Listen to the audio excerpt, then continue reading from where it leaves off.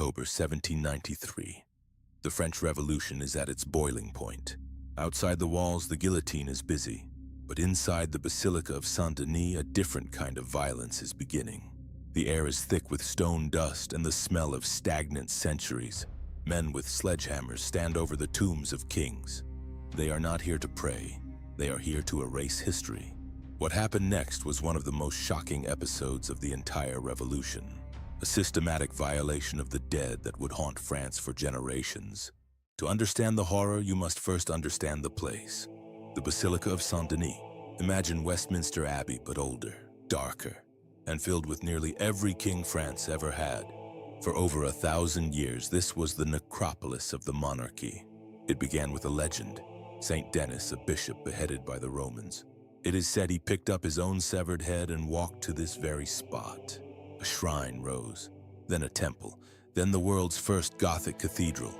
Under its vaulted ceilings lay the remains of dozens of dynasties. The Merovingians, the Carolingians, the Capetians, Dagobert, Pippin the Short, kings who ruled before the concept of France even existed.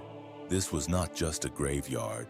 It was the timeline of a nation, carved in stone and sealed in lead.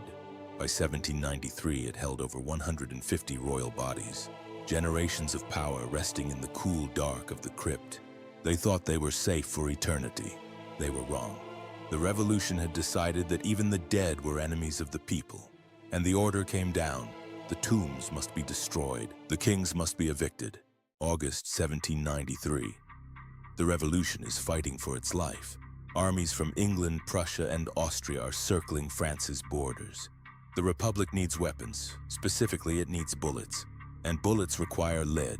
The government realized there was a massive supply of high-quality lead sitting uselessly in a basement north of Paris.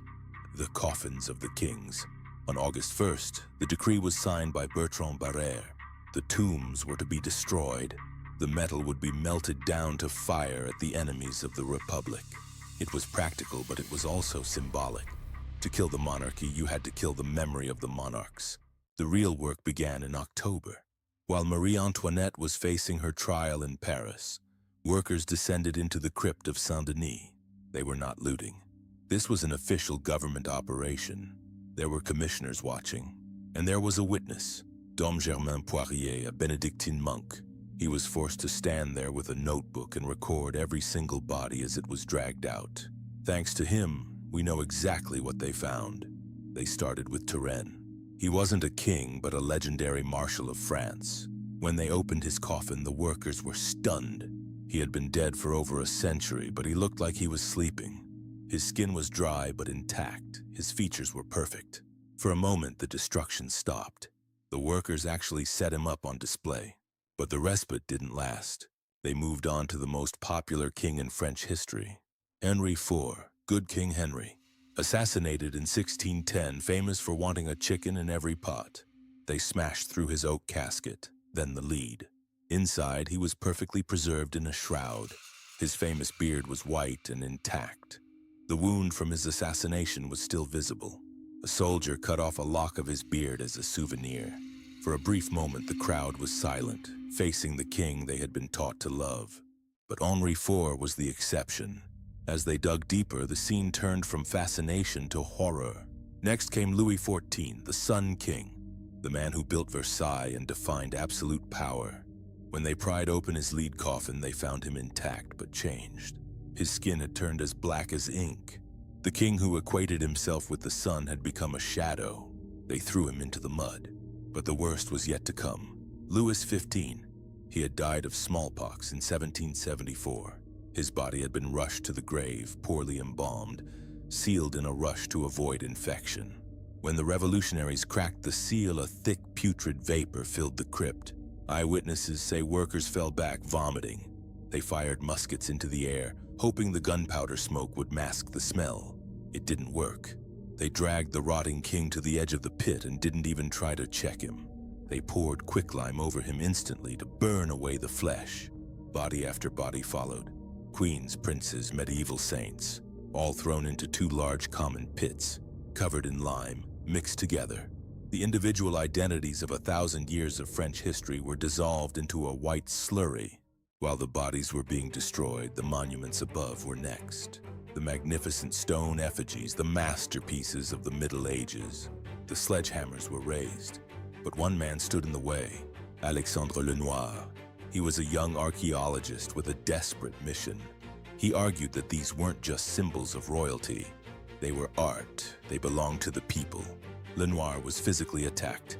He took blows intended for the statues, but he succeeded.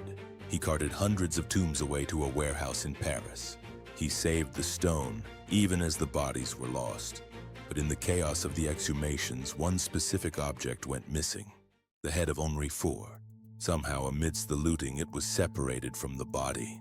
For 200 years, it vanished. It reportedly passed through private collections, auction houses, and curiosities cabinets. It ended up in the attic of a retired tax collector in 2010. A mummified head, forgotten in a box.